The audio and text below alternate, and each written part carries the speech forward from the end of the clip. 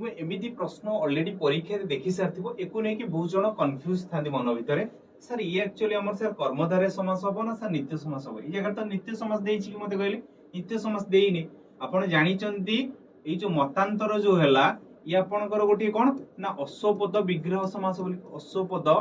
विग्रह नित्य समास ये अश्वपद विग्रह नित्य समास को आपण को जगह देखि पय पाइथांती ना कर्मधारय रे जेतेबेले आपनकर नित्य समास नथिबो मने रखंतु फ्रेंड्स जेतेबेले आपनकर कोन ना नित्य समास नथिबो सेतेबेले आपण को कर्मधारय समास हिसाब रे आपण को सठिक उत्तर मारी की जाई परिबे जदी आपण ए जगह लिखिबे कोन ना अन्य मत जदी आपण लिखिबे ताहले यार सठिक उत्तर कोन हबो मतांतर हबो तो सेही बेला मते नेक्स्ट क्वेश्चन आपण माने मते कहबे सठिक उत्तरटी कोन हबो एही प्रश्न मते कहबे सठिक उत्तरटी कोन हबो अन्य पाठ यार समास निष्पन्न पद और समस्त पद एको कुहा जिवो यार सठिक उत्तर कोन हबो आ ये आपण मानकर को समास हेई परियो बोली मते कमेंट रे निहाती जणबे एको को समास कमेंट रे हेई परियो।